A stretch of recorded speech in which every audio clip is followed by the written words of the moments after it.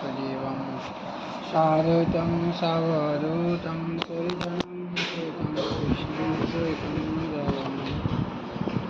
श्रीराधाकृष्णपादं सहगणं ललिता श्रीविशाखान्वितांश्च हे कृष्ण करुणा सिन्धो दीनबन्धो जगत्पते गोपेश गोपिकान्त राधाकान्त नमस्तुते।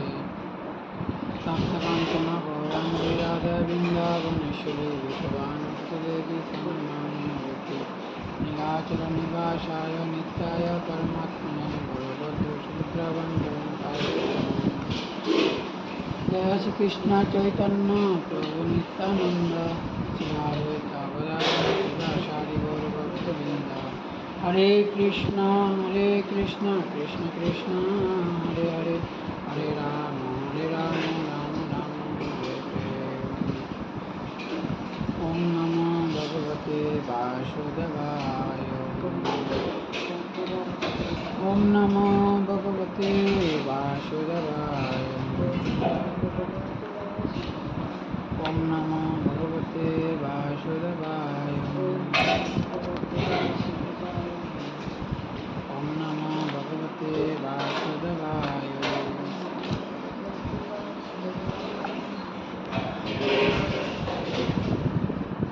पशंगम अजरम पाशम पशंगम अजरम पाशम आत्मन कवयविदो स एव साधुसुखित मुक्तधारम् उपावृतम् पशंगम अजरम पाशम पशंगम अजरम पाशम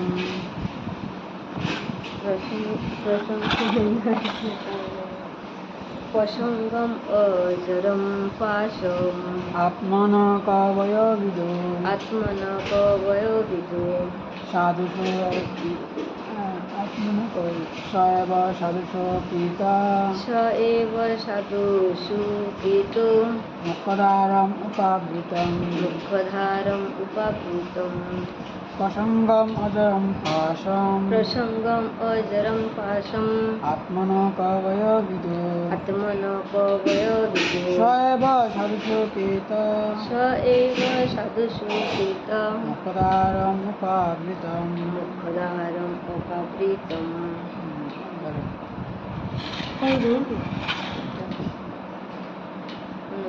প্রতিটি তত্ত্বজ্ঞানী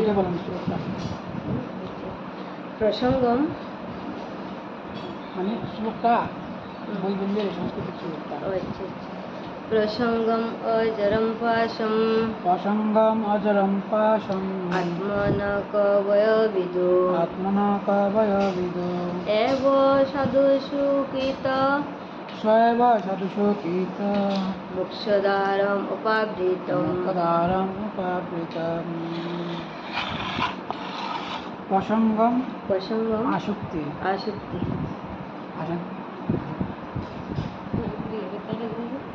অজরম প্রবল পাশম বন্ধন আত্মা কবয়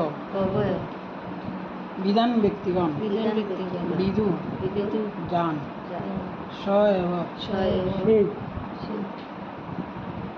সাধুসু ভক্তদের কীত প্রযুক্ত মুখ্যধারম মুক্তির দ্বার উপাকৃতম উন্মুক্ত। ধন্যবাদ।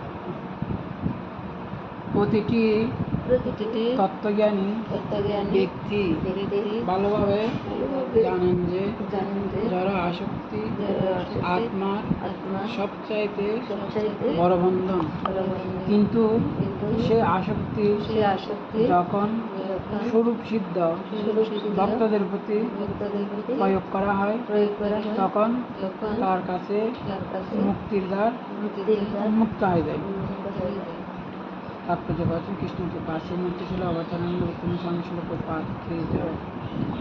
এখানে স্পষ্ট উল্লেখ করা হয়েছে যে বিষয়ের প্রতি আসক্তি যেমন সংসার জীবনের বন্ধনের কারণ, আবার সেই আসক্তি যখন অন্য কিছুতে প্রযুক্ত হয় তখন মুক্তির দ্বার খুলে যায়।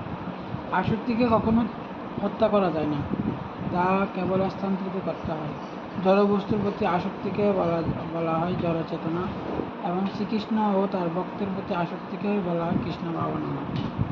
অতএব চেতনা হচ্ছে আসক্তির ভিত্তি। এখানে স্পষ্টভাবে উল্লেখ করা হয়েছে যে আমরা যখন আমাদের চেতনাকে জড় চেতনা থেকে কৃষ্ণময় রূপান্তরিত করার মাধ্যমে পবিত্র করি, তখন আমরা মুক্ত হই। যদিও বলা হয় যে আসক্তি ত্যাগ করতে হবে, তবুও জীবের পক্ষে বাসনারহিত হওয়া সম্ভব নয়। জীবের স্বরূপে কোনো কিছুর প্রতি আসক্তি হওয়ার প্রবণতা রয়েছে। আমরা দেখতে পাই যে কারো যদি আসক্তির বস্তু না থাকে, কারো যদি সন্তান না থাকে, তাহলে সে তার সেই আসক্তিকে কুকুর বিড়ালের প্রতি হস্তান্তরিত করে।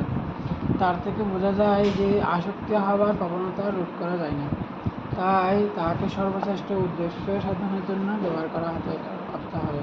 জড় বিষয়ের প্রতি আসক্তির ফলে আমরা জড় জগতের বন্ধনে আবদ্ধ হই, কিন্তু সেই আসক্তি যখন পরমেশ্বর ভগবানের প্রতি অথবা তার ভক্তের প্রতি স্থানান্তরিত হয়, তখন তা মুক্তির কারণ হয়। এখানে পরামর্শ দেওয়া হয়েছে যে আসক্তিকে স্বরূপ সিদ্ধ ভক্তদের প্রতি বা সাধুর প্রতি প্রযুক্ত করা উচিত। সাধু কোনো গৈরিক বসন পরিহিত অথবা দীর্ঘ সুমণ্ডিত কোনো সাধারণ মানুষ নন। ভারতীয় সাধুর বর্ণনা করে বলা হয়েছে যে যিনি ঐকান্তিক ভক্তি সহকারে ভগবানের সেবায় যুক্ত। কেউ যদি ভক্তির বিধি বিধানগুলি কঠোরতা সহকারে অনুসরণ নাও করেন, অথচ তিনি যদি পরমেশ্বর ভগবান শ্রীকৃষ্ণের প্রতি অনন্য ভক্তি পরায়ণ হন, তাহলে তাকে সাধু বলে বুঝতে হবে। সাধু অবশ্য মন্তব্য।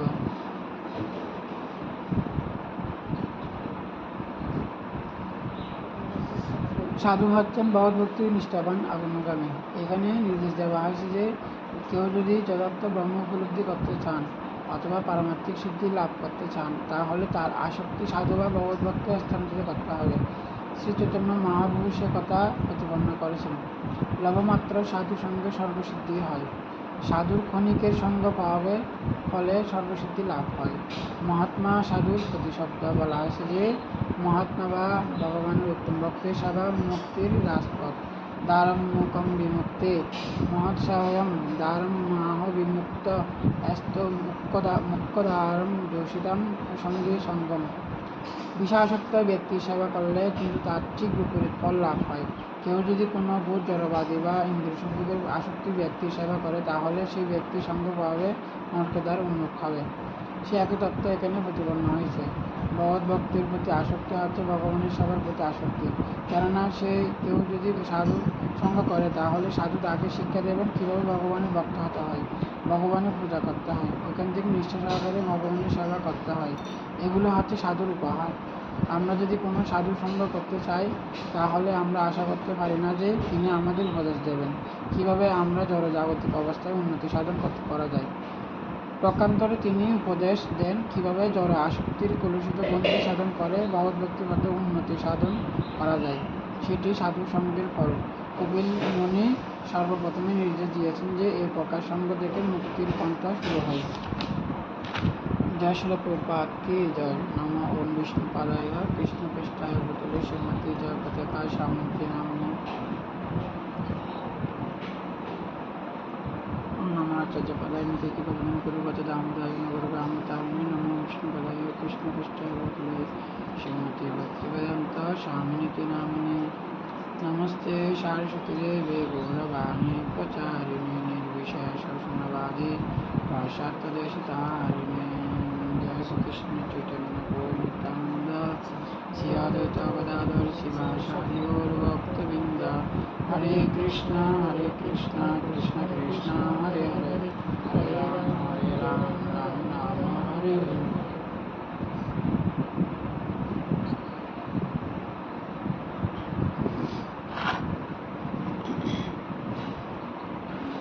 তো শ্লোকগুলো হচ্ছে অনেক ভাগবতমের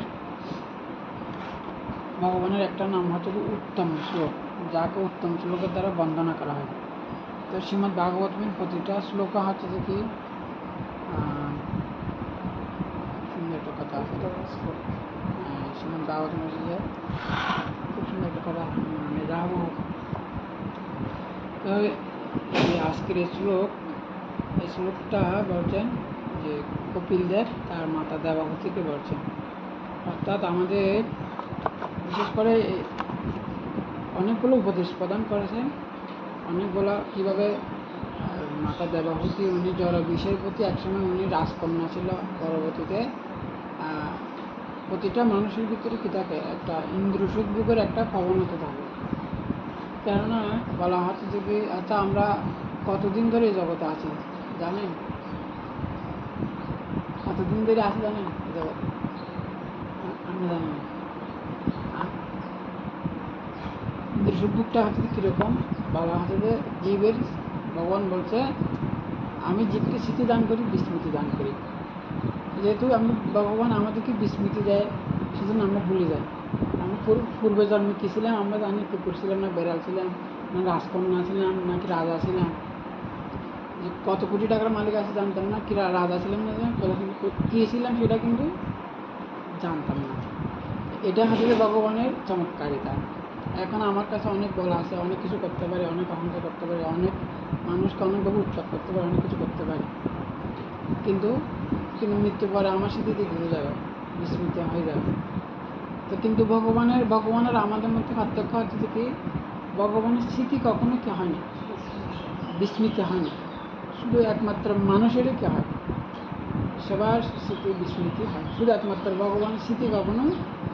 সেজন্য ভগবান বলছে তোমার আমার বহু জন্ম হয়েছে, কিন্তু আমি সে সমস্ত জন্মের কথাগুলো বলতে পারি, কিন্তু তুমি কিছুই জানো না। তো এটা হচ্ছে যে বিষয়।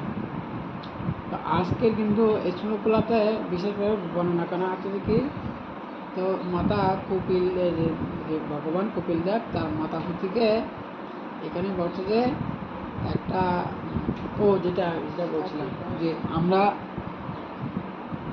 এই জগতে কতদিন ধরে আছি। তো বলা হচ্ছে যে কি, ব্রহ্মার এই ব্রহ্মাণ্ডের আয়ু হচ্ছে যে ব্রহ্মার 100 বছর। কত বছর? 100 বছর। ব্রহ্মার বর্তমান 50 বছর অতিবাহিত হয়েছে। কত বছর অতিবাহিত হয়েছে? 50 বছর। তো কিন্তু আমরা কীভাবে এই জড়জগতে আসি, প্রথমে চিন্ময় জগৎ থেকে কোনো কারণে আমরা মহাবিষ্ণুর শরীরে প্রবেশ করি। কার শরীরে প্রবেশ করি? কথাটা শুনিন ভালো করে। মহাবিষ্ণুর শরীরে প্রবেশ করি, সেখানে অনন্ত কাল ধরে সেখানে নিদ্রিত অবস্থায় ছিলাম। সেখানে মহাবিষ্ণুর পেটের ভিতর ছিলাম। কোথায় ছিলাম? মহাবিষ্ণু পেটের ভিতরে অনন্ত কাল ধরে সেখানে মহাবিষ্ণু শরীরে ছিলাম। তারপর মহাবিষ্ণু কী করেন, এরকম ব্রহ্মাণ্ড সৃষ্টি করেন। তারপর সেখানে কী করেন, এবার মহাবিষ্ণু যখন ব্রহ্মাণ্ড সৃষ্টি করেন, তখন সেখানে কী করেন, সেখানে মহাবিষ্ণুর একটা অংশ পাঠায়, এটার নাম হচ্ছে গর্ভদক্ষায়ী বিষ্ণু। মহাবিষ্ণুর শরীর থেকে জীবাত্মাগুলোকে কী করা হয়, গর্ভদক্ষায়ী বিষ্ণুর ভিতরে প্রবেশ করা হয়। গর্ভদক্ষ বিষ্ণু নাভি কমল থেকে একটা ব্রহ্মা সৃষ্টি করে। গর্ভদক্ষ বিষ্ণু কী করে, আমাদেরকে ব্রহ্মার কাছে প্রেরণ করে। তাহলে দেখুন, প্রথমেই ও মহাবিষ্ণুর শরীরে ছিলাম, এরপর থেকে গর্ভদক্ষায়ী বিষ্ণু, এরপর থেকে ব্রহ্মার কাছে, ব্রহ্মার পেটের ভিতরে ঢুকে দিয়েছে আমাদের। আর ব্রহ্মা কী আছে, পুরো ব্রহ্মাণ্ডটা সাজিয়ে ফেলছে। ব্রহ্মাণ্ডটা সাজিয়ে, তো ব্রহ্মার কারুকার্যে আমরা কী হয়ে গেছি, ব্রহ্মা এই ব্রহ্মাণ্ডের প্রতিটা জীব সম্বন্ধে অবগত। ব্রহ্মাজি কী করতে পারেন, এই ব্রহ্মাণ্ডের প্রতিটা জীব সম্বন্ধে সেই সম্বন্ধে কি অবগত, বুঝতে পারছেন? ব্রহ্মার কারুকার্যে আমরা কী করছি, এই ব্রহ্মাণ্ডের এই যে মানে কি ব্রহ্মার মাধ্যমে এই পুরো ব্রহ্মাণ্ডে আমরা কী করতেছি, পরিদমন করতেছি। কত কাল ধরে সৃষ্টির প্রারম্ভে যখনই এই ব্রহ্মাণ্ডের সৃষ্টি করছে, তখন থেকে আমরা কিন্তু কি এই ব্রহ্মাণ্ডের মধ্যে আছি। অর্থাৎ এই ব্রহ্মাণ্ডের যে অর্ধেক কাল অতিবাহিত হয়ে গেছে, আমরা অর্ধেক কাল পর্যন্ত এখানে অতিবাহিত করে গেছি। ব্রহ্মার 50 বছর এখানে কাটা গেছি। কী বলছি? 50 বছর মানে কত সময় বলছে? ব্রহ্মার একদিন মানে কত? ব্রহ্মার একদিন মানে হচ্ছে যে কীরকম, ব্রহ্মার একদিন মানে হচ্ছে যে বলছে ব্রহ্মারও একদিন মানে 24 ঘন্টা। 24 ঘন্টার 12 ঘন্টার সময় কী করেছে, 12 ঘন্টা ব্রহ্মা, 24 ঘন্টার 12 ঘন্টা দিন, 12 ঘন্টা রাত। দিনের বেলা সকালবেলা সৃষ্টি হয়, সন্ধ্যাকালে সব বিনষ্ট হয়ে যায়।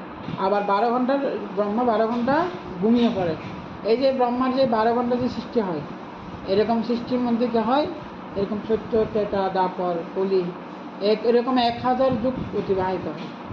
মানে কি, সত্য যুগ, ত্রেতা, দ্বাপর, কলি, এরকম একটা যুগকে বলা হয় এক কল্প। এরকম 1000 চতুর্যুগ হলে ব্রহ্মার একদিন হয়। তাহলে দেখুন, এরকম একদিন, এক মাস, এক বছর, 10 বছর, 20 বছর, 15 বছর, এরকম মানে 50 বছর অতিবাহিত। অর্থাৎ এই ব্রহ্মাণ্ডের পুরো কি, আমরা এই ব্রহ্মাণ্ডে অর্ধেক, 50 ব্রহ্মার 50 বছর সমান অতিবাহিত। তো এগুলো হচ্ছে কি, মানে কি অনন্ত কোটি কোটি কোটি, অনন্ত কোটি কোটি জনম কী করে বলছি, মানে এগুলো কোনো কি নেই, অনন্ত অনন্ত জন্ম অতিবাহিত করে ফেলছি। এ কিন্তু অনন্ত অনন্ত জন্মে কী করতেছি, পুরো ব্রহ্মাণ্ডের মধ্যে পরিভ্রমণ করতেছি। হ্যাঁ, কখনো সত্য লোকে, কখনো স্বর্গে, কখনো নরকে, কখনো পৃথিবীতে 84 লক্ষ জুনিতে, মানে এগুলোর কোনো কি নেই। এগুলো যেমন কাউকে যদি মহাসমুদ্রে যদি ভাসিয়ে দেওয়া হয়, তাহলে সমুদ্রে যেরকম কোনো কুল কিনারে নেই, এই জগৎও এটা হয়তো ঠিক সেরকম, মানে সে অনন্ত অনন্ত কাল ধরে পরিভ্রমণ করতেছে। বুঝতে পারছেন?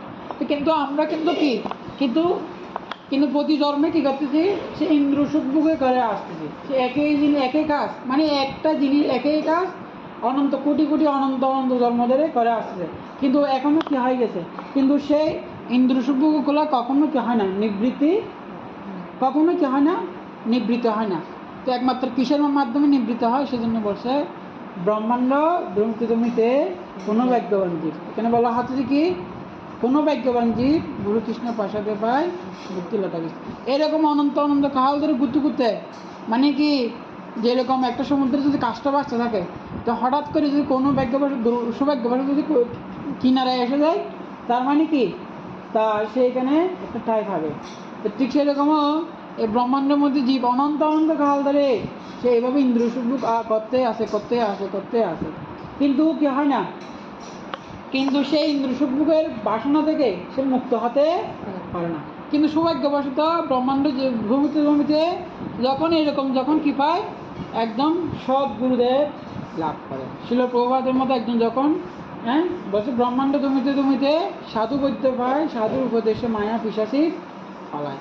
এই যখনই এরকম ব্রহ্মাণ্ড পরিভ্রমণ করতে করতে এরকম একজন শিল প্রভুপাদের মতো একজন যখন মহান ব্যক্তি হবে, সেই সাধু সঙ্গের প্রভাবে তখন তার যে এই যে অনন্তকাল ধরে যে তার যে ইন্দ্রসুখের যে বাসনা ছিল, সেটা কখনো কি হয় না, সেটা কিন্তু কখনো নষ্ট হয় না। কিন্তু যখন একজন মহাত্মার সঙ্গ লাভ হবে, সম্পূর্ণরূপে সমস্ত এই যে অনন্তকাল ধরে সেই যে বিভিন্ন ধরনের ইন্দ্রসুখ করে আসছিল, সেই যে প্রবণতা, সেই প্রবণতা থেকে সম্পূর্ণরূপে কী হয়ে যায়, বিনিষ্ট হয়ে যায়। তো সেজন্য এইরকম মহাত্মার সঙ্গ হচ্ছে অত্যন্ত দুর্লভ। কেন দুর্লভ বলছে যে, দুর্লভ মানব জন্ম দেহিনাম ক্ষণ ভঙ্কুর, মানে মনুষ্য জীবন দুর্লভ, কিন্তু এটা হচ্ছে ক্ষণস্থায়ী।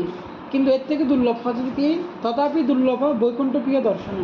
কিন্তু মনুষ্য জীবন থেকে, যেমন অনেক মানুষ তো মনুষ্য জীবন পেয়েছে, সবাইকে ছিল বহুবাদের স্মরণে আসতেছে, কেন আসতেছে না, না মনুষ্য জীবন দুর্লভ, কিন্তু এর থেকে দুর্লভ হচ্ছে ছিল বহুবাদের মতো বলছে মানুষ প্রতি জন্মে কী করেন, প্রতি জন্মে জন্মগ্রহণ করে, কিন্তু প্রতি জন্মে গুরু কৃষ্ণ মিলে না। প্রতি জন্মে কি মিলে না, গুরু প্রতি জন্মে মাতা পিতা মিলে, কিন্তু গুরু প্রতি জন্মে মাতা পিতা মিলে। অনেকে বলে না মাতা পিতা হচ্ছে ভগবান, জগতের লোক তো এটাই বলে যে মাতা পিতা হচ্ছে আসল ভগবান, কিন্তু মাতা পিতাকে আমাকে ভগবত ধামে নিয়ে যাবে, সেজন্য বলছে যে প্রতি জন্মে মাতা পিতা মিলে, প্রতি জন্মে নাহি মিলে গুরু কৃষ্ণ। কেন, একমাত্র গুরু কৃষ্ণের মাধ্যমে কি করা যায়, গোলক বৃন্দাবনে অর্থাৎ ভগবানের কাছে ফিরে যাওয়া যায়। তো সেজন্য বলছে যে মানুষের ভাগ্য তখনই খুলে যায়। কখন ভাগ্য খুলে, অনেকে বলে না আমার ভাগ্য খুলে গেল, আসলে একটু প্রকৃত মানুষের ভাগ্যটা কি। অনেকে বলে যে না আমি যদি একটা চাকরি হয় হলি বস, ভাগ্য খুলে গেল। আসলে কোনো এই জগতে কোনোটা ভাগ্য না, প্রকৃত ভাগ্য হচ্ছে যে কে যখন এরকম শিল প্রভুপাদের মতো মহান ব্যক্তির চরণে আশ্রয় গ্রহণ করতে পারে, তখনই তার প্রকৃত ভাগ্য খুলে যায়। তো আসলে শিল প্রভুপাদ যখন আমেরিকা গিয়েছে, তো প্রভুপাদের শিষ্যরা বলছে যে প্রভুপাদ আমাদের কি সৌভাগ্য আছে আপনাদেরকে, মানে পূর্বজন্মে আমাদের কোন স্বীকৃতি ছিল যে আমরা আপনার মতো ব্যক্তি সঙ্গ লাভ করছি। শিলপ্রপাত বলছি তোমাদের কোনো ভাগ্য নেই, ভাগ্য তো আমি খুলে দিয়েছি তোমাদেরকে, ভাগ্য আমি তোমাদেরকে ভাগ্য তুলে দিয়েছি, তোমাদের কোনো ভাগ্য নেই। তো এখানে এই শ্লোকে এখানে কপিল দেব উনি বলতেছে কি, প্রসঙ্গম অজরম পাশম, প্রসঙ্গ মানে হচ্ছে আসক্তি। এই যে অনন্তকাল ধরে আমাদের যে এতক্ষণ যে বলছি, মানে বুকের যে বাসনা আসক্তি আছে, এই আসক্তি কোনোদিন কিন্তু যাবে না, কোনো দিনও যাবে না। বলছে যে জ্বর অসুখ বুকটা হচ্ছে কীরকম, জ্বর এই সুখ বুকটা হচ্ছে কিসের মতো, ঘিয়ের মতো। ঘিয়ে যত মানে কি জ্বর অসুখ বুকটা হচ্ছে আগুনের মতো, ইন্দ্র সুখ বুকটা হচ্ছে কিসের মতো, আগুনের মতো। তো আগুনে যত ঘি ডালবে তত আগুনটা ধাও ধাও করে জ্বলবে, কিন্তু আগুন কখনো নিভবে না। তো সেরকম অনেকে বলছে না বুকের মাধ্যমে ত্যাগ আসে, অনেকে কি মনে করে,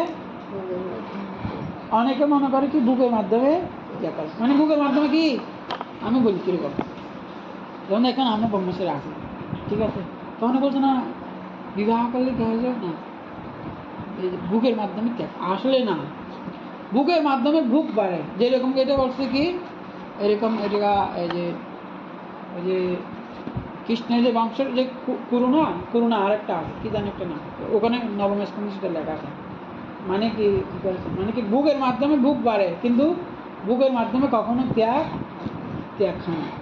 তো যাহা হোক, এই যে অনন্তকাল ধরে আমাদের যে একটা আসক্তি থাকে, সেই আসক্তি কখনো যাবে না, কিন্তু আসক্তিটা কি করতে হবে, এটা এখানে বলছে কি, এখানে কপিল দেব বলছে যে এই যে আমাদের জড় অসুখ বুকের যে আসক্তি আছে, জড় জগতের প্রতি যে আসক্তি আছে, সে আসক্তিটা কার প্রতি দিতে হবে, সাধুর প্রতি দিতে হবে।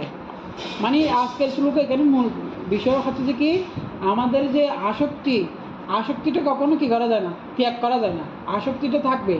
যেমন না আমাদের খাওয়ার প্রবণতা আছে, কিন্তু খেতেই হবে আপনাকে, আমাদের ঘুমানোর প্রবণতা আছে, ঘুম যেতেই হবে। তো এগুলো হচ্ছে দেহের প্রবৃত্তি। সেজন্য আত্মার প্রবৃত্তি হচ্ছে যে কারো প্রতি আসক্ত হওয়া। আত্মাটা সাধারণত ভগবানের অংশ, আত্মাটা কোনো স্বতন্ত্রতা নেই, মানে পূর্ণ স্বতন্ত্রতা নেই, আত্মাটা ক্ষুদ্র স্বতন্ত্রতা। আত্মা যেহেতু ভগবানের অংশ, সেজন্য আত্মার গুণগুলো, ভগবানের গুণগুলো তার মধ্যে রয়েছে। আত্মাটা তো আলাদা নয়, আত্মাটা ভগবানের অংশ, সেজন্য আত্মা কখনো আলাদা থাকতে পারে না। সেজন্য আসক্তি মানুষের থাকবেই। যেমন ধরুন আমরা যেহেতু ভগবানের অংশ, সেজন্য আমরা হলাম যে ভগবানের দাস। সেজন্য এখানে প্রবাদ বলছে না, মানে দাসত্বভাবে এটা সবার কাছে আসে। মানে আমরা প্রবাদ বলছি তুমি যদি কৃষ্ণের দাসত্ব না করো তাতে কিসে, কিন্তু তোমাকে মায়া দাসত্ব করতে হবে। আমরা অথবা আমরা এখন ভগবানের গুণকীর্তন করি, কিন্তু কেউ সিনেমার কি বলা হয়, সিনেমার যিনি অভিনেতার গুণকীর্তন করে, কেউ ক্রিকেট মানে কি খেলোয়াড়ের গুণকীর্তন করে, কেউ প্রেমিকা হলে প্রেমিকার গুণকীর্তন করে, কেউ রাজনৈতিক নেতার গুণকীর্তন করে। সবাইকে গুণকীর্তন করতে হবে, কারো না কারো দাসত্ব করতে হবে, কারো না কারো সেবা করতে হবে। কেউ ভগবানের সেবা না করলে কি হবে, কিন্তু দেশের সেবা করতেছে, সমাজের সেবা করতেছে, ঘরের সেবা করতেছে কিনা, কেন এটা হচ্ছে যে স্বাভাবিক প্রবণতা, এটা হচ্ছে যে জীবের ধর্ম হচ্ছে ভগবানের সেবা করা। কিন্তু ভগবানের সেবা না করলে কারো না কারো সেবা করতে হবে। যে কিন্তু এখানে মূল যে বিষয় হচ্ছে যে কি, আমাদের এই যে জড়জগতের প্রতি আমাদের অনন্তকাল যে আমরা যে আসক্তি, সে আসক্তি যাবে না। আমাদের বিভিন্ন আত্মীয় স্বজন বন্ধু বান্ধবের প্রতি আসক্তি থাকে, কিন্তু আমাদের আসক্তিটা কোথায় দিতে হবে, স্বরূপ সিদ্ধ ভক্ত মানে হচ্ছে যে কি, যারা সম্পূর্ণরূপে কী হয়েছেন, যারা হচ্ছে যে পরমহংস, এই সমস্ত ভক্তদের প্রতি আমাদের আসক্তি থাকতে হবে। আবার ওই সমস্ত সাধু নয়। এখানে শিলপ্রভুপাদ বলছে যে এই জগতে অনেক লোকগুলো কী আছে, বন্ড সাধু আছে। তো বন্ড সাধু এখানে শিলপ্রভুপাদ বলছে যে কি, সাধু মানে এরকম না কি, মানে কি না তুমি মানে কি সাধু কখনো কি করে না, ইন্দ্র সুখমুখে করার জন্য সে অনুমোদন প্রদান করে না। সাধু মানে কি, এখানে শিলপ্রভুপাদ বলছে যে সাধু মানে হচ্ছে কী করবে, এই যে বদ্ধ জীবাত্মাকে ভগবানের সেবায় যুক্ত করবে। একজন সাধুর লক্ষণ কি, অথবা একজন গুরুদেবের লক্ষণ হচ্ছে কি না, গুরুদেবের লক্ষণ কখনো গুরুদেবের কর্তব্য হচ্ছে কী করা, জীবাত্মাকে ভগবানের সেবায় সংযুক্ত করবে, ভগবানের সেবায় সংযুক্ত করা, এটা হচ্ছে গুরুদেবের কাজ। কিন্তু গুরুদেব যদি এটা যদি না পারে, সে যদি জীবাত্মাকে ভগবানের সেবায় সংযুক্ত করতে না পারে, সে কখনো গুরু হওয়ার যোগ্যতা যোগ্যতা নেই। সেজন্য আমাদের শিল প্রভুপাদ কী করতেছেন, আমাদেরকে দীক্ষার মাধ্যমে একটা নাম দিচ্ছে, ভগবানের সেবায় সংযুক্ত করতেছেন। সেজন্য ওনারা হচ্ছে যে প্রকৃত গুরু, অথবা ওনারা হচ্ছে যে রিয়েল সাধু। তবে একটা আসলে প্রভুপাদ একবার একটা কথা বলছে, প্রভুপাদ বলছে যে কি, কে প্রকৃত সাধু? শিল প্রভুপাদ বলছে তিনি হচ্ছে প্রকৃত সাধু, যে কী করতে পারেন, যিনি তার আশ্রিত জনকে কী করতে পারেন, যে তার আমল পরিবর্তন করতে পারে। যদি তার আশ্রিত জনকে যদি কী না করতে পারে, আমল পরিবর্তন করতে না পারে, সে কখনো গুরু হওয়ার যোগ্য নয়, সাধু হওয়ার যোগ্য নয়। শিল প্রভুপাদ আমাদের আমল পরিবর্তন করছে কি না? আমাদের জীবনে আমল পরিবর্তন করছে, আমরা পাপময় জীবন থেকে মুক্ত হয়েছি। সেজন্য শিল প্রভুপাদ হচ্ছে তার গুরুর একমাত্র কোয়ালিটি হচ্ছে তার শিষ্যের কী করতে হবে, যিনি তার অনুগত আমল পরিবর্তন করতে পারে, তিনি একমাত্র সাধু, গুরু, গোস্বামী হতে পারে।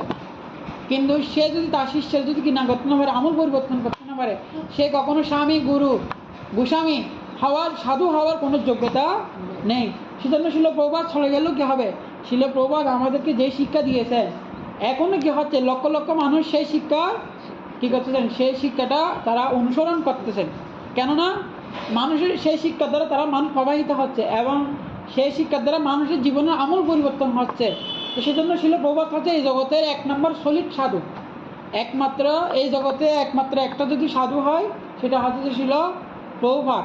কেন? প্রভুপাদ এমন একটা শিক্ষা দিয়েছে, মানুষের কী হচ্ছে, আমূল পরিবর্তন হচ্ছে। উনি মারা গেলেও কিন্তু ওনার শিক্ষার দ্বারা মানুষ প্রবাহিত হচ্ছে।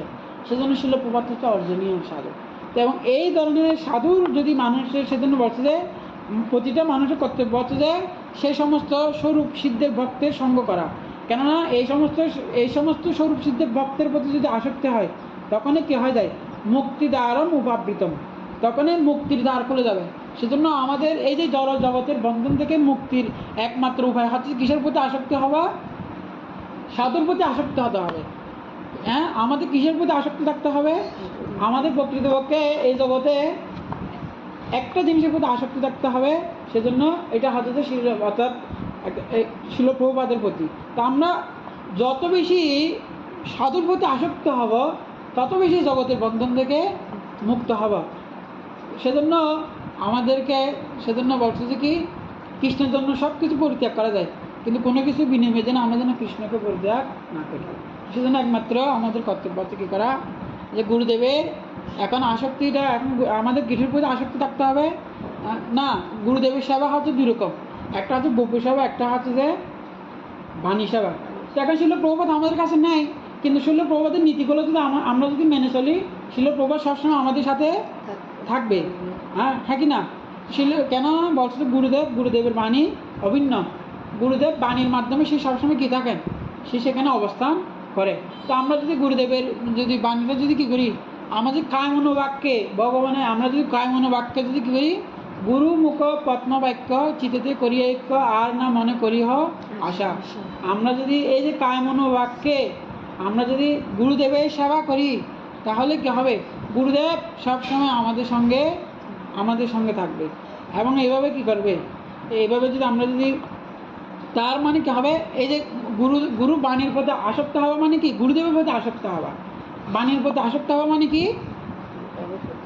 আসক্ত হওয়া। এখন আমি যদি বলি যে না, আমাদের কাছে শিল প্রভুপাদ নেই, আমাদের কাছে আমাদের গুরুদেব নেই, আমার গুরুদেব থাকে তো কোথায়, মায়াপুরে।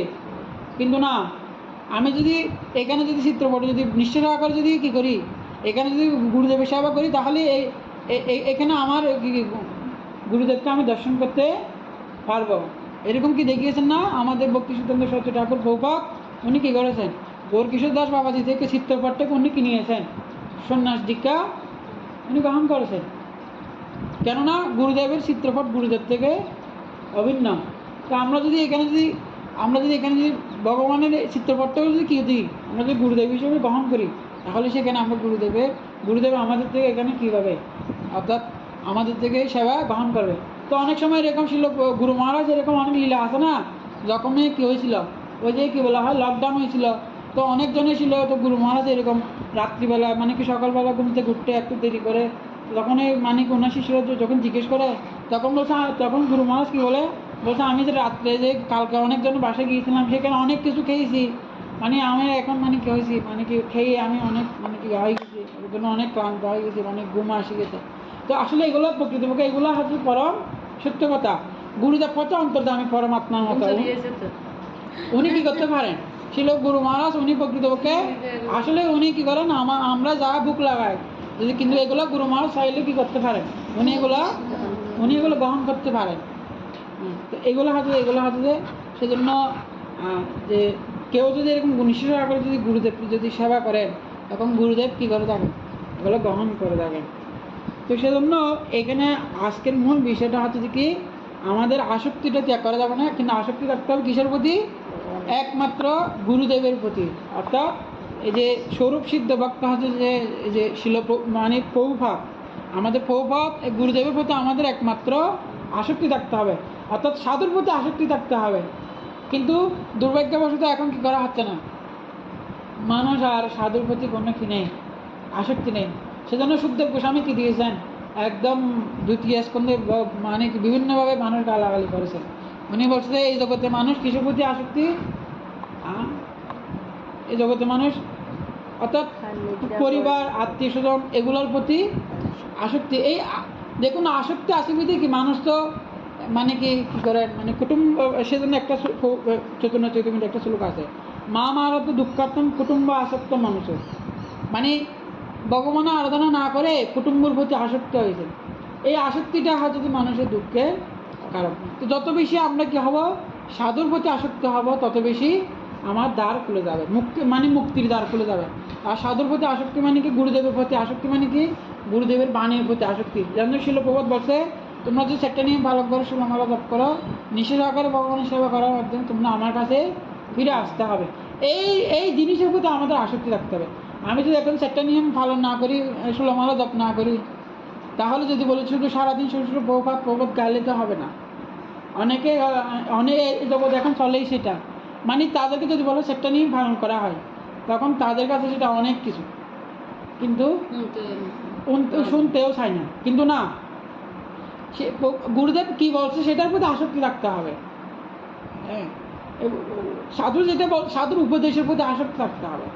উপদেশটা হচ্ছে যে প্রথম বিষয় হচ্ছে যে কি, উপদেশের প্রতি আসক্তি রাখতে হবে, উপদেশটা পালন করতে হবে। তখনই কি সাধুর কৃপাটা আসে। কীভাবে সাধুর কীভাবে আসে? একবার কী হয়েছে, মানে দুইটা শিষ্য তো মানে বলছে না আমরা গুরুদেবের সেবা করবো, তো কিন্তু দুজন তো গুরুদেব বলছে তুমি এই ভাষা সেবা করো, তুমি এই ভাষা সেবা করো। তো এখন দুজনের মধ্যে ঝগড়া লেগে গেছে, একজন কী করছে বাড়িতে চলে গেছে, তো আরেকজন কী করছে গুরুর ভাড়াটা ধরে ভেঙে দিছে, কেননা ওর সাথে হিংসা। তো সেজন্য বলছে যে ঠিক আছে তুমি তো এটা তো ও সেবা করে, সেজন্য আমি ভাড়াটা ভেঙে দিছি। তো আর তখন যখন বাড়ি থেকে আসছে দেখতেছে গুরুদেবের ভাড়া ভেঙে গেছে।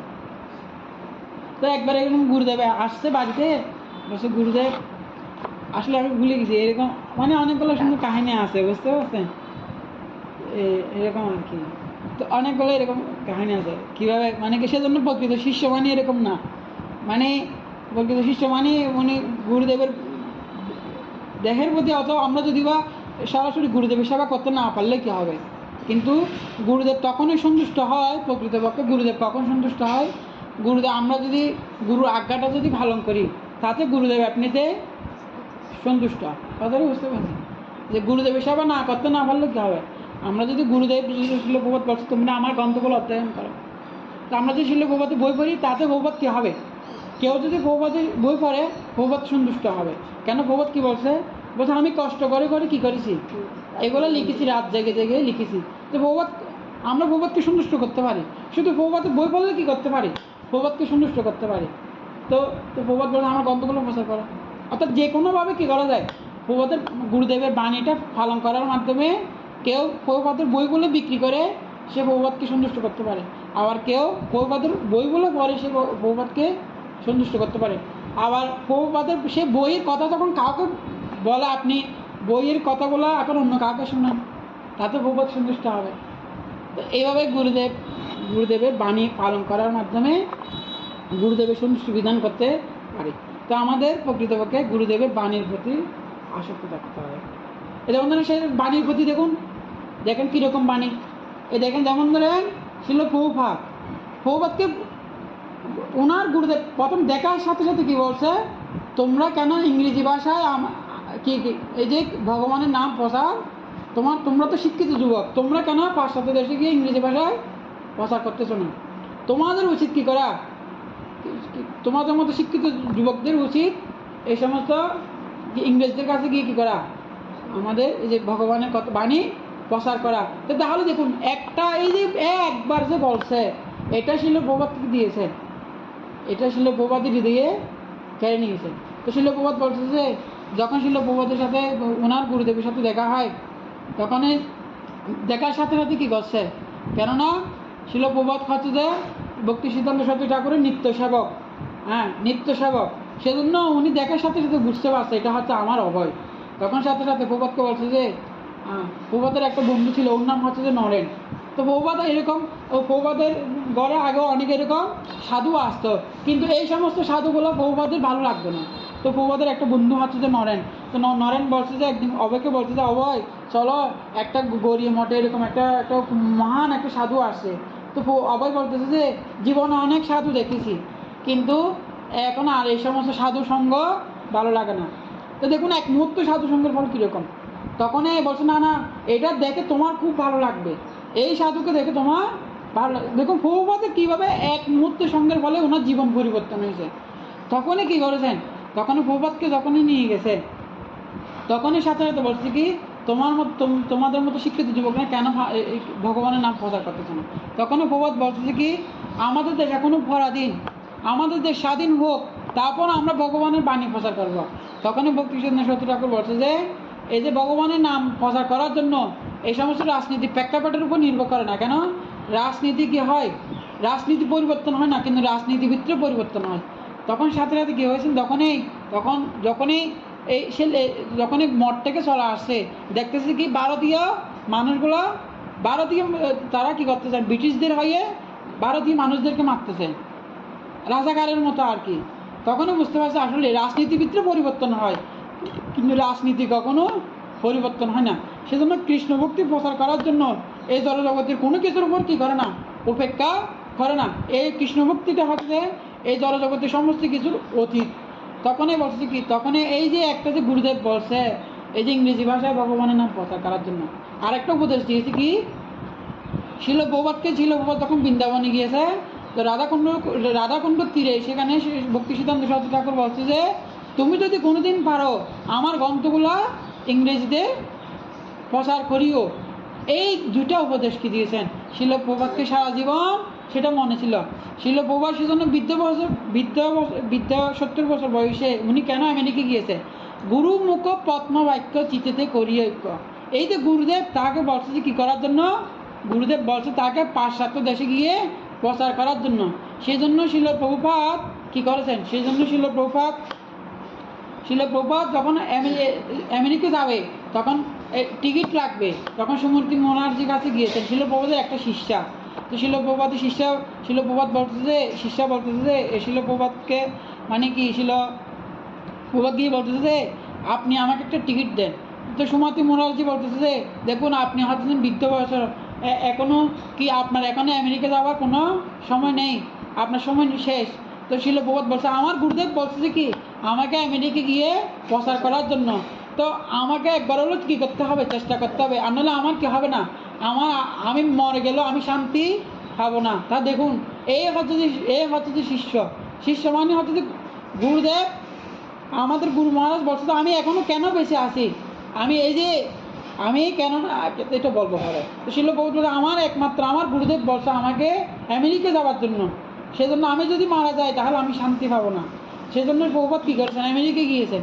আর আমেরিকা গিয়ে শিল প্রভুপাদ কী করেছেন, শিল প্রভুপাদ আমেরিকা গিয়ে কী করেছেন, তারপর এবং তখনই দেখুন গুরুদেবের বাণী যদি পালন করি ভগবান এসে আমাকে সহযোগিতা করবে। তখন এবার যখন আটলান্টিক মহাসাগরে যাচ্ছে জলদূত জাহাজ করে, সেখানে কী করেছেন, প্রভুপাদকে হার্ট অ্যাটাক করেছেন। স্বয়ং ভগবান শ্যামসুন্দর ভগবান এসে কী করেছেন, প্রভুপাদকে মাথা হাত বুলিয়ে দিচ্ছেন। প্রভুপাদকে বলছে অভয় তোমার কিসের ভয়, আমি স্বয়ং আছি, আমি তোমার জন্য সব কিছু ব্যবস্থা করে রেখেছি, তোমার কোনো ভয় নেই। তো এই হচ্ছে যে ভগবানের, এই হচ্ছে গুরুদেবের বাণী হচ্ছে এরকম। কেউ যদি গুরুদেবের বাণী পালন করার জন্য চেষ্টা করে স্বয়ং ভগবান তাকে কী করেন, সহযোগিতা করে। তখন প্রভাত এখানে এবার আমেরিকা গিয়েছেন, তখন এখানে সব কিছু কী হয়ে গেছে, অটোমেটিকলি সব কিছু হয়ে গেছে। তো এভাবে প্রভাত তখন কী করেছেন, এভাবে আমেরিকা গিয়েছেন গুরুদেবের বাণী কী করার জন্য, প্রচার করার জন্য। তারপর প্রভাত কী করেছে, প্রভাতে গুরুদেব কী বলছে, তুমি আমার গ্রন্থগুলো ইংরেজি ভাষায় প্রচার করো। সেজন্য শিল প্রভাত কী করেছেন, গীতা ভাগবত উনি রাত জেগে জেগে 2 ঘন্টা, শুধু 2 ঘন্টা ঘুমাতো। শিল প্রভাত রাত জেগে জেগে কী করতো, গ্রন্থগুলো কী করেছেন, গ্রন্থগুলো লিখেছেন। কেন, গুরুদেব বলছে। তো এর পর তো আমাদের গুরু মহারাজ, এবার গুরু মহারাজ শিল প্রভাত তার শিষ্যকে কী বলছে, তোমাকে আমি ভগবানের দাম দিলাম, তোমাকে আমি কি দিলাম, তোমাকে আমি ভগবানের দাম দিলাম, তুমি এটাকে পরিপূর্ণ করে তোলো।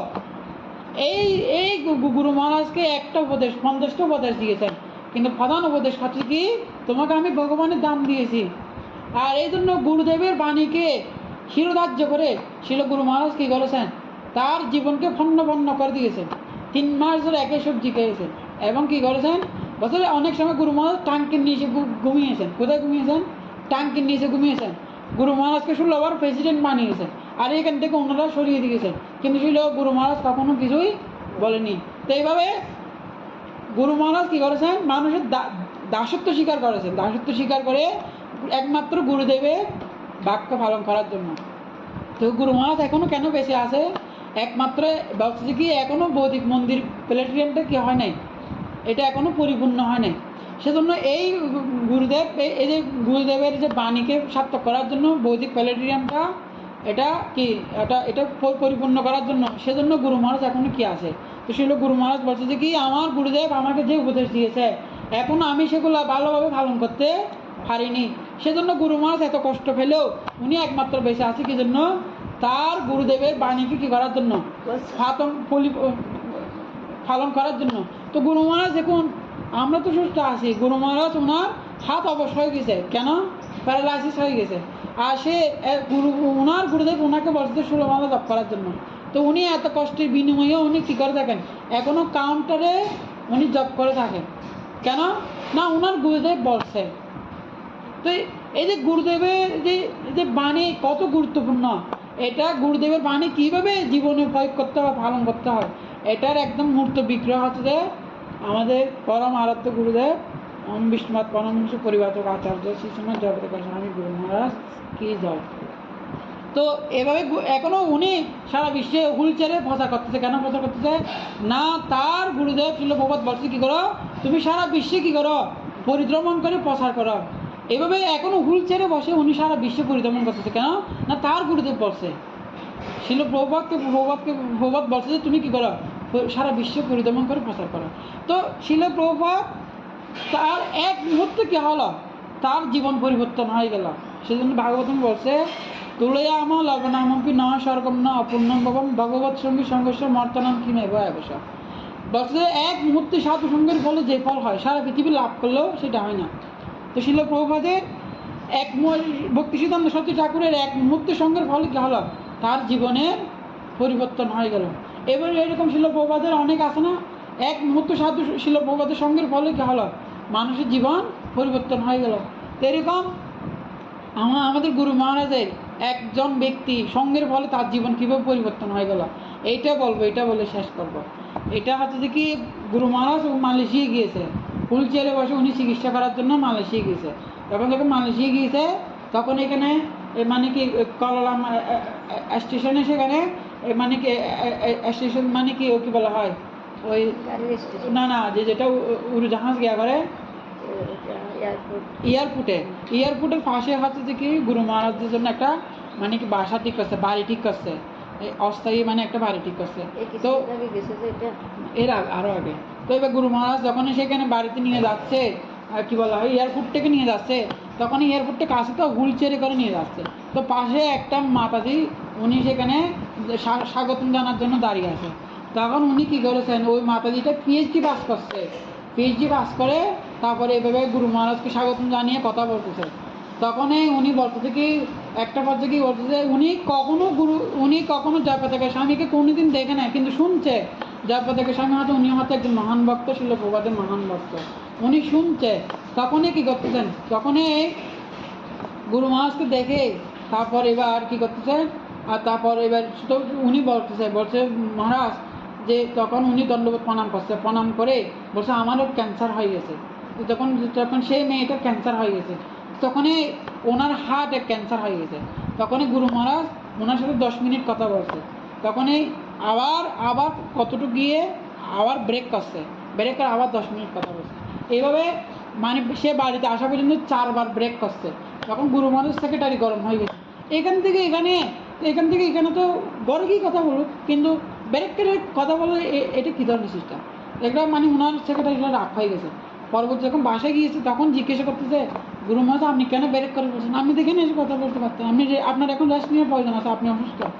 তো গুরু মহারাজ বলছে দেখুন গুরুদেব মানে কীরকম, গুরুদেব হচ্ছে সমস্ত জীবের প্রতি শরীর, উনি এরকম না, উনি আমার থেকে দীক্ষা নেয় নাই, উনি আমার কিছু জ্ঞান না, গুরু হচ্ছে সমস্ত জীবের প্রতি বলছে যে তিতিক্ষস কারণিকা, তিনি হচ্ছে সমস্ত জীবের শরীর।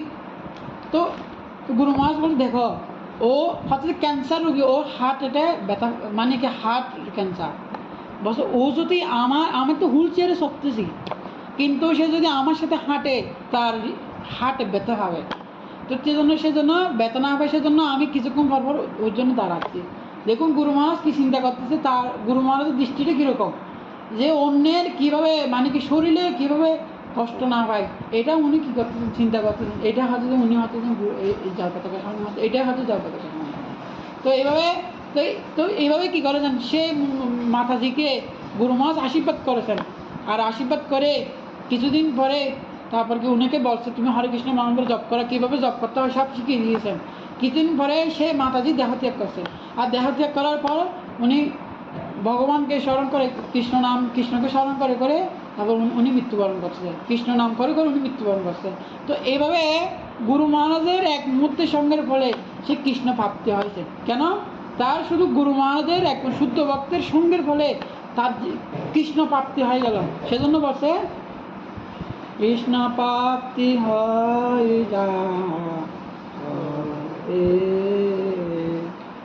কৃষ্ণ প্রাপ্তি তখনই হয় যখন এরকম একজন কৃষ্ণ ভক্ত সঙ্গ লাভ হয়। সেজন্য ব্রহ্মাণ্ড জমিতে এরকম কোনো সৌভাগ্যবশত এরকম কৃষ্ণ ভক্তে লাভ হয়। সেজন্য এই যে শুদ্ধ ভক্তের এক মুহূর্তে সঙ্গের ফলে তার জীবনে কী হয়ে গেল, কৃষ্ণ প্রাপ্তি হয়ে গেল। সেজন্য আমরা যদি আমরা সেই গুরু মহারাজের মহান গুরুদেব, আমাদের যোগ্যতা নেই উড়িষ্যা, আমরা মনে করি যে আমরা অনেক কিছু। তো চৈতন্য চরিতামৃতে বলছে আমরা কি, আমাদের পরিচয় কি, আমাদের পরিচয় হচ্ছে কি বলছে উড়িষ্যের কীট হইতে মহিষে ভাবিষ্ট, জগায় মাদের হইতে মহিষে লুগিষ্ট। আমরা হয়তো ফাইখানের বুক থেকে আরও অদম, কিন্তু আমাদের গুরু মহারাজ কী করেছেন, আমাদেরকে উত্তম পথ প্রদান করেছেন। তো সেজন্য সবসময় আমাদেরকে এটা থাকতে হবে, আমরা হলাম যে গুরুদেবের দাস, আমরা হলাম যে বৈষ্ণবের দাস। তো এই ধরনের স্মৃতি যখন থাকবে, আমরা হলাম যে গুরুদেবের সেবক। সেজন্য এই সেবক মনোভাব থাকলে আমাদের জীবন কী হবে, সার্থক হবে। যা হোক তো আমাদের সবসময় গুরুদেবের বাণীর প্রতি কি আসক্তি থাকা উচিত। তো এই যে মন্দিরটা, এটা কার মন্দির? এটা হয়তো আমার মন্দির না। আমি যদি মনে করি না এখানে সব কিছু আমার, এখানে সব কিছু আমার। আপনি যখন দীক্ষা নিয়েছেন আপনার মানুষ দেহ কেহ যোগ কিছু সব কিছু দোয়া পথে নন্দ কিশোর আপনার কি সব কিছু আপনি তো বিক্রি করে দিয়েছেন বৈষ্ণবের কাছে, আপনার কিছু নেই, দেহটা আপনার না, সব কিছু আপনি বিক্রি করে দিয়েছেন, কিসের আপনার? এই মন্দিরটা কার? এটা ভগবান, এটা গুরুদেবের। বিগ্রহগুলো কার? এগুলো সব কিছু এখন যা আছে সব কিছু অন্তত প্রভুপাদের, সব কিছু গুরুদেবের। আপনার কিছু নেই, কিসের অহংকার করতে চান? সব কিছু গুরুদেবের। সেজন্য আমরা হলাম কেবলমাত্র গুরুদেবের সেবক। আমরা এখানে গুরুদেবের সেবা করার জন্য আসছি, সেবক মাত্র। এই সেবক মনোভাব থাকতে হবে। আর এবার যা করবো সব কিছু গুরুদেবের সুন্দর সুবিধানের জন্য। এই মনোভাব নিয়ে যদি আমরা চেষ্টা করি, এটা হচ্ছে আমার গুরুদেব আমাকে বিগ্রহ দান করছে কি জন্য? আমার কোনো যোগ্যতা নেই, আমার গুরুদেব আমাকে অধিকার প্রদান করছে কেন? আমি যেন আত্মাটাকে সংশোধিত করতে পারি। সেজন্য একজন শিষ্য কর্তব্য হচ্ছে গুরুদেব আমাদেরকে প্রদান করছে, এই বিগ্রহের সন্তুষ্টি বিধান করা হচ্ছে আমাদের কর্তব্য। আমি যদি মনে করি যে না এটা হচ্ছে আলমাতি সেবা, এটা হচ্ছে যে উনার সেবা, না, এটা আমার গুরুদেব প্রদান করছে বিগ্রহকে সন্তুষ্টি বিধান করা, যে রান্না করা যা হোক সব কিছু বিগ্রহের সন্তুষ্টি বিধান করা এটা গুরুদেব আমাদেরকে প্রদান করছে। সেজন্য এই যে গুরুদেব আমাদেরকে যে প্রদান করছে কি জন্য, আমাদেরকে ভগবান আমাদেরকে আত্মাটাকে পরিশোধিত করার জন্য গুরুদেব আমাদেরকে বিগ্রহ সেবা প্রদান করছে। এটা এরকম, এটা আমার ভগবান আমরা বলতে পারি না যে আমার ভগবান না, আমার ভগবান বলে ভগবানকে সাথে আলিঙ্গন করবে না, এরকম এরকম না। এটা হচ্ছে যেন বলছে কি শ্রুতি স্মৃতি পুরাণাদি পঞ্চরাত্র বিধিঙ্গিনা, ওইখান থেকে হরিভক্তি উৎপাদিত কল্পতে।